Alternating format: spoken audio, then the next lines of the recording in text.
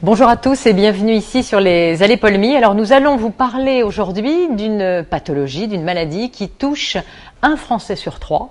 Et j'étais étonnée en préparant cette émission de l'apprendre puisque c'est le reflux gastro-œsophagien qu'on appelle aussi le RGO et nous allons effectivement en parler pendant toute l'émission et nous recevons évidemment un spécialiste pour en parler, le docteur François Magnien. Vous êtes gastro-entérologue, bonjour. Et le docteur Marcel Ichou. Alors, c'est vrai, c'est étonnant de savoir qu'il y a autant de personnes touchées par cette pathologie. Un Français sur 3, c'est beaucoup de monde. Hein. Je crois que d'ailleurs il y a des campagnes qui vont démarrer pour faire de la prévention, ce que nous cherchons à faire ici aujourd'hui. Alors, le reflux gastro-œsophagien, j'aimerais déjà que vous nous expliquiez ce que c'est. On a des remontées d'acide, Oui. Voilà, c'est ce sentiment-là, mais plus encore. Qu'est-ce que c'est? C'est une remontée anormale du contenu gastrique dans l'œsophage. L'acide est produit par l'estomac. On a un très beau schéma.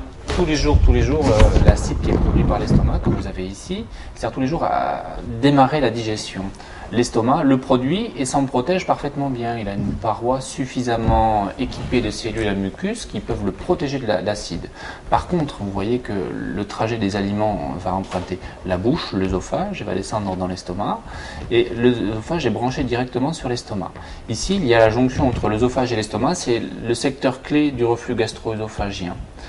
Imaginez que le contenu de l'estomac qui est acide remonte dans l'œsophage. Eh bien, l'œsophage, lui, n'a pas le même mécanisme de défense que l'estomac et donc va souffrir de cet acide. Il remonte ici. Ça remonte ici, voilà, tout à fait. Ça emprunte cette zone qu'on appelle le sphincter inférieur de l'œsophage, le cardia, et ça va remonter pour ravimer dans l'œsophage la muqueuse du bas de l'œsophage. Ça peut même remonter jusque dans la bouche. Hein. On peut avoir des régurgitations qui peuvent gêner au niveau buccal, au niveau ORL, au niveau des cordes vocales. Alors pourquoi parce que là c'est un dysfonctionnement. C'est un mauvais fonctionnement. Qu'est-ce qui marche mal? Normalement fait que le contenu alimentaire qui passe dans la bouche va descendre dans l'œsophage et l'estomac, il ne doit pas remonter. Il y a un mécanisme anti-reflux qui est composé d'abord du sphincter, c'est un muscle qui serre le bas de l'œsophage, qui évite la remontée mécaniquement. Il y a aussi une disposition anatomique avec une petite valvule, la valvule de Gubarov, qui fait un clapet au-dessus de l'estomac, au-dessus du contenu de l'estomac, qui empêche mécaniquement la remontée du contenu gastrique. D'accord. Et chez certaines personnes, ça ne fonctionne pas, parce que le muscle est incompétent, il est un petit peu trop mou, si vous voulez, un peu trop dilaté, et donc ça passe. Parce que chez certaines personnes, cette angulation entre l'œsophage et l'estomac n'existe pas. Il peut y avoir une hernie hiatale, c'est-à-dire une remontée de l'estomac dans le médiastin, dans l'espace entre les poumons, au-dessus du diaphragme. D'accord. Et là, il n'y a pas de barrière mécanique à la remontée de l'acide. D'accord. Mais alors c'est extrêmement, c'est extrêmement fréquent, c'est quand même quelque chose qui est un dysfonctionnement de notre anatomie. Pourquoi? C'est parce qu'on s'alimente mal? C'est parce qu'on a des facteurs génétiques? C'est parce que... Est-ce que c'est multiples raisons? Oui, il y a multifactorielles, j'imagine. Il y a des facteurs génétiques et puis vous n'êtes pas sans savoir que nous avons des problèmes d'obésité dans les pays occidentaux. La surcharge en poids est un des facteurs favorisant le reflux gastro-œsophagien par le mécanisme d'une augmentation de la pression abdominale. On augmente la pression abdominale, vous imaginez, je prends souvent l'exemple d'une gourde. Une gourde est remplie, une gourde souple, on appuie sur la gourde, ça remonte. Et bien ça va être le même problème avec l'estomac. Si l'estomac est plein et qu'il y a une grosse pression abdominale par une surcharge en poids, on va avoir un phénomène de remontée anormale vers l'œsophage. Mais c'est pas une barrière hermétique non plus, c'est mécanique. Donc il se peut qu'à certains moments, il y ait une remontée du liquide gastrique vers l'œsophage. Ça peut arriver sans être ce n'est pas forcément une maladie. C'est-à-dire qu'on a tous expérimenté à l'occasion d'un repas épicé avec de l'alcool, du vin blanc, choses comme ça. On peut tous avoir un reflux. Notamment quand on se met en position d'éclive ou qu'on s'allonge tout de suite après un repas. On a tous fait cette expérience d'avoir une remontée acide. Bien sûr. Bien sûr. Ceci n'est pas gênant d'en avoir un peu de temps en temps. On a tous physiologiquement dans la journée des petits reflux gastro-œsophagiens acides. Si on les mesure par un enregistrement de l'acidité de l'œsophage, on va tous avoir des signes de remontée. Mais ils seront brefs dans le temps et la clairance de l'œsophage va faire qu'on va avoir un lavage de cet œsophage et on n'aura pas de problème. Mais là, on n'est pas sur quelque chose d'inconfortable qui revient très souvent. Là, quand on parle des 1 Français sur 3, c'est quand même des gens qui sont gênés Quasi au quotidien? Tout à fait, quasi. Parce que quand on a un reflux gastro-œsophagien... On estime que 5 à 10% des gens ont environ un phénomène de reflux mensuel, mais on est entre 30 et 45% des gens qui en souffrent beaucoup plus régulièrement, qui en souffrent tous les jours, voire plusieurs fois par mois. C'est quoi justement cette souffrance? C'est donc ce côté, ce que vous exprimez, on l'a tous eu, donc on peut imaginer, on a cette acidité. C'est assez caractéristique dans la plupart des cas. Il s'agit d'une brûlure, une sensation d'acidité, de brûlure que les patients décrivent bien, qui part de l'estomac et qui va remonter de manière ascendante vers le haut, derrière le sternum, dans la poitrine, donc là, pour arriver même jusqu'au cou. L'autre signe d'accompagnement qui est important, c'est le syndrome postural, c'est-à-dire ça survient plutôt après le repas, plutôt quand on se penche. Vous imaginez que l'estomac est en plein, on se penche, on fait remonter le contenu vers l'acide. Quand on fait ses lacets, c'est des éléments qui sont assez évocateurs. Oui, donc c'est vraiment tous les moments de la vie quotidienne quand même. Tout à fait, ça peut être très invalidant, c'est pour ça que... Alors jusqu'où ça va? Oui, même jusqu'où ça va, j'aurais tendance.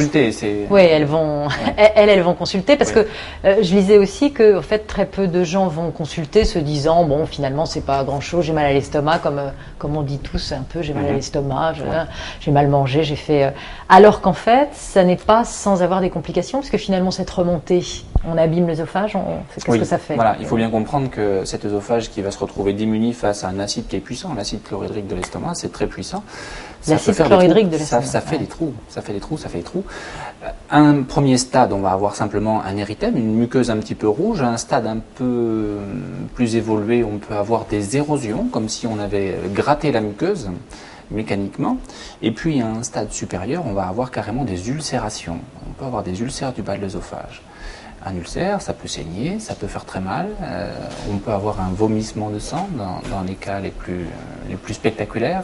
C'est pas le cas le plus spectaculaire.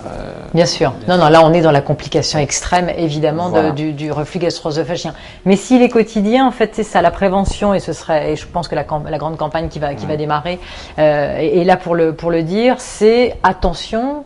Ça n'est pas forcément anodin, même si ça n'est pas forcément grave dans votre vie de tous les jours, mais c'est gênant seulement. Ne négligez pas. Alors, il ne faut pas négliger parce que les complications dont on vient de parler, l'œsophagite, c'est-à-dire les érosions, les ulcérations, les hémorragies, ils peuvent à la longue abîmer le bas de l'œsophage, transformer la muqueuse, et il y a un risque chez les gens qui ont un reflux gastro-œsophagien chronique depuis de nombreuses années, qui sont exposés à cet acide-là, d'avoir une transformation de la muqueuse de l'œsophage qu'on appelle un endobrachioœsophage. C'est une transformation de la muqueuse qui consiste en ça ressemble à la muqueuse de l'estomac, à un endroit où il ne devrait pas y en avoir dans l'œsophage. Et cette muqueuse-là peut faire le lit du cancer. C'est un risque. D'accord. Parmi tous les gens qui ont du reflux gastro-œsophagien, peu vont faire des complications d'œsophagite et peu parmi les gens qui ont une œsophagite vont pouvoir faire un endobrachioœsophage, c'est-à-dire faire le lit de ce qui pourrait un jour devenir un cancer de l'œsophage si ça n'était pas surveillé. Ce qu'il faut dire, c'est que dans ces maladies, puisqu'ils sont le cadre plus général de toutes les dyspepsies, les dysfonctionnements gastriques, œsophagiens, c'est que quand on a des symptômes qui durent, il faut quand même aller consulter, parce que maintenant on a des moyens simples de diagnostic déjà par l'interrogatoire.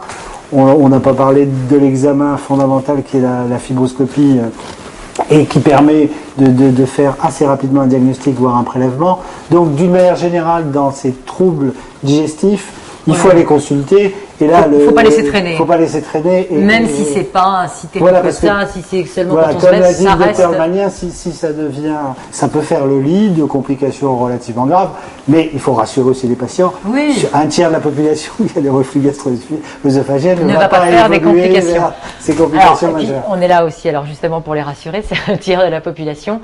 Il y a évidemment des tas de médicaments, parce que dans le domaine de ces pathologies-là, je crois que vous avez quand même un vrai arsenal. Alors, juste avant le médicament, le diagnostic, vous le faites. Il est la plupart du temps clinique, mais il y a des signes d'alerte qui vont. Clinique, messieurs, c'est l'interrogatoire du patient. L'interrogatoire, on en a parlé, c'est les signes de brûlure, le pyrosis qui est assez caractéristique.